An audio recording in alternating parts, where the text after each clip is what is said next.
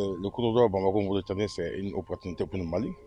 Oui, dans la mesure que l'embargo que le Mali subit actuellement, le Sénégal et la Côte d'Ivoire ont fermé leurs frontières. Donc, si on parvient à avoir la Mauritanie comme partenaire, ce n'est qu'une opportunité qu'on peut féliciter.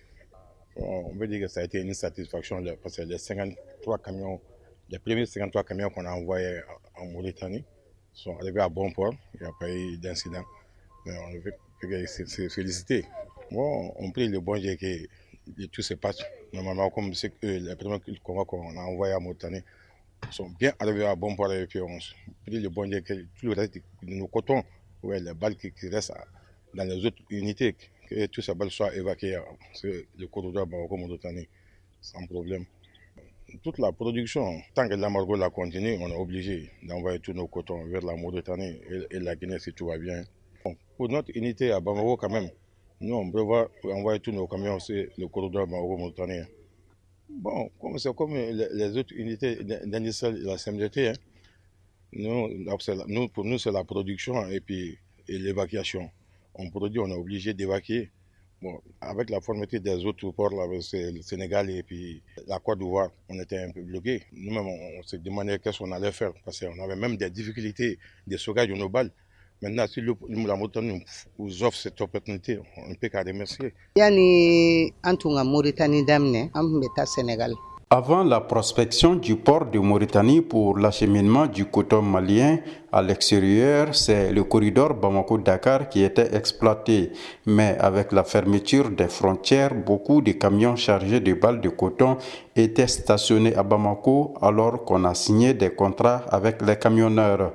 L'ouverture du port de Nouakchott au Mali est un grand espoir et une opportunité à saisir. Nous demandons aux autorités mauritaniennes de construire de grands magasins de stockage de balles pour éviter de maintenir les camions en Mauritanie. Le gouvernement du Mali doit aussi s'y mettre pour que le déchargement soit rapide au port de Nouakchott. Même le gouvernement impliqué là pour que le problème nogoya transporteur ou machogomi. Camion folo min tara o tun ye bidroni saba ye. O camion folo minnu tagara olu kɔni bɛɛ tagara bon o tun ye kɔfɛ o tun ye camion 60 ɲɔgɔnna. Le premier convoi qui est parti en Mauritanie était composé de 50 camions de coton. Après, 60 camions ont été programmés. Entre-temps, le port était occupé. Il fallait le désengorger d'abord. Sur plus de 30 000 balles de coton, environ 12 000 à 13 000 balles de coton ont été acheminées. Avec ce rythme, le port de Dakar est plus rapide que le port de Mauritanie. Tanifla ɲɔgɔnna 13 o ti tɛmɛ o kan bon ni ko b'u cogo la n m'a fɔ Mauritanie sira u bɛ siran de sinon ni Dakar don b'a ye fɔ mobili yɛrɛ bɛ prix sanw na. Bon sira kura lo bon sira nin filɛ nin a ma nɔgɔ a poste ka ca a wari bɔta ka ca sira fɛ ka taa. Le port de Mauritanie est une nouvelle découverte pour nous. Il y a trop de postes de contrôle. Nous payons beaucoup de frais de route. J'ai fait un premier voyage sain et sauf, mais il y a trop de tracasseries douanières à la frontière, ce qui nous fatigue beaucoup, malgré qu'on a pris 1 mois d'assurance. L'état de la route reste aussi à désirer.